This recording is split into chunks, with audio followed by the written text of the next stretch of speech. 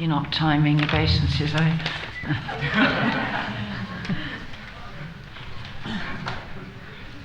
Such an emotional day. We just saw a film that was made in India, and I hope everybody can get to see it.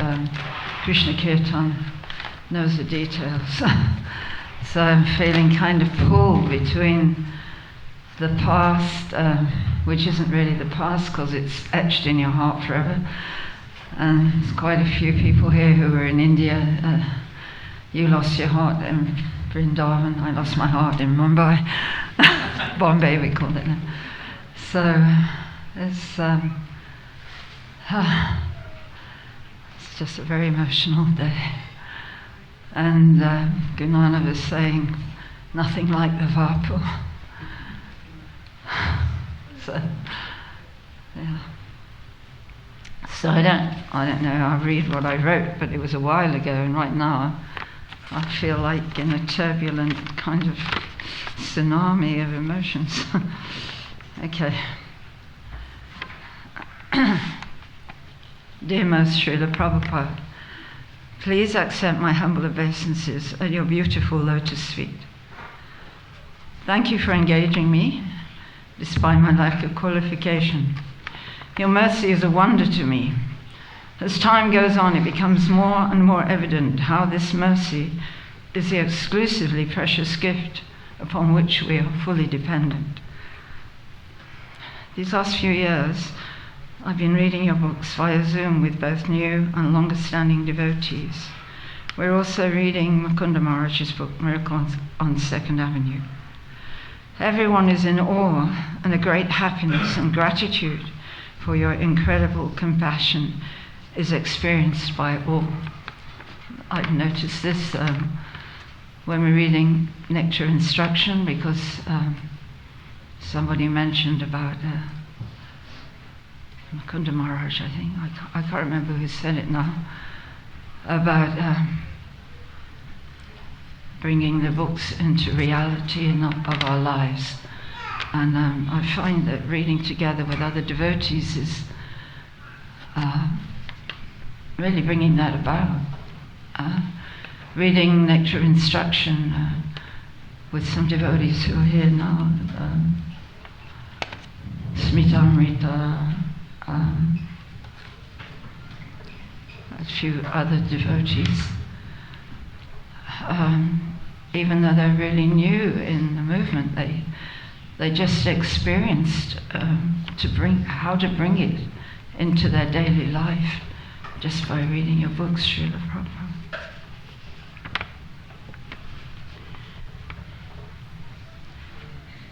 We previously read Upadeshamrita and Sri Isapanishad together.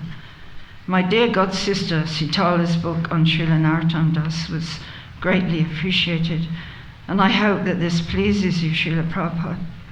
How beautifully you sing his bhajans. Hearing you sing Bhaja Hure Mana just cuts through any of the fear that we feel. Your voice is so beautiful, Srila Prabhupada. I hope that devotees in generations to come will continue to listen to your lectures and your beautiful singing, your kirtan, and your bhajans.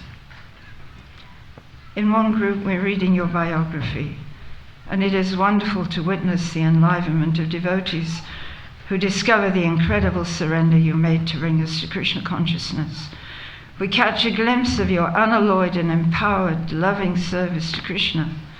Every time we read together, it gives strength and encouragement, especially to see how new devotees are affected by association with you. Your position as ISKCON founder Acharya is the basis of everything. Your books are lifesavers for sure. We're deeply moved reading of the sacrifices you made out of sheer compassion for we fallen souls. And that film we saw today shows all the struggles Srila Prabhupada went through.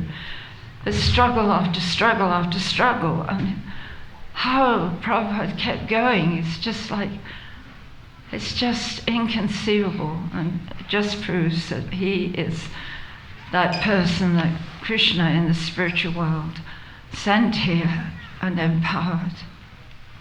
Shakti Veshavata.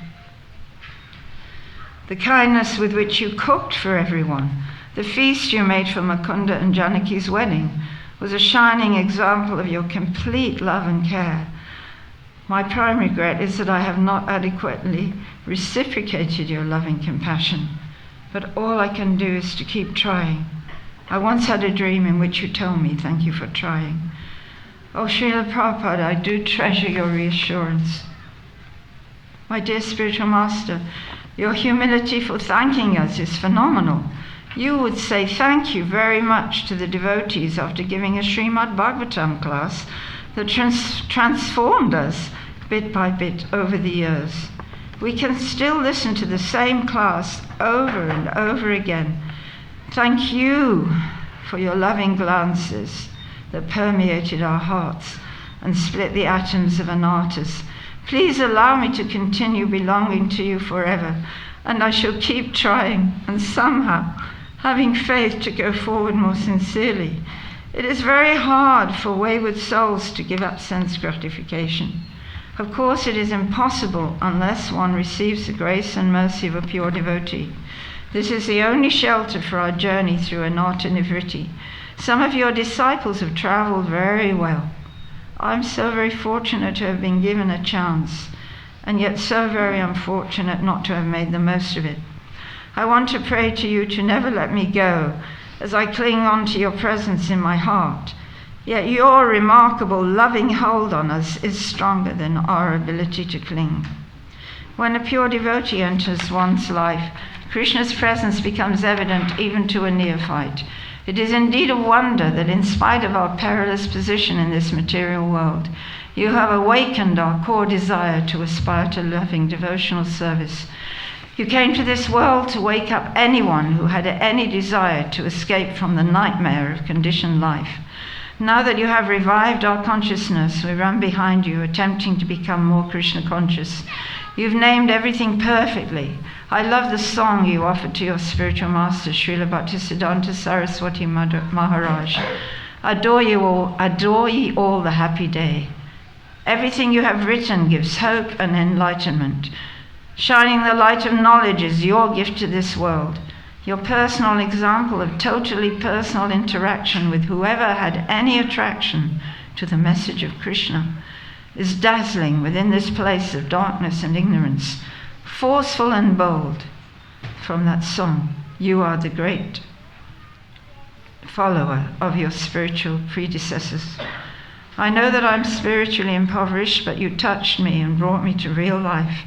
I simply hope that I can follow in some tiny capacity to follow you by an effort to be kind and personal to new seekers of the truth, remembering how you said in this life, just try to be kind.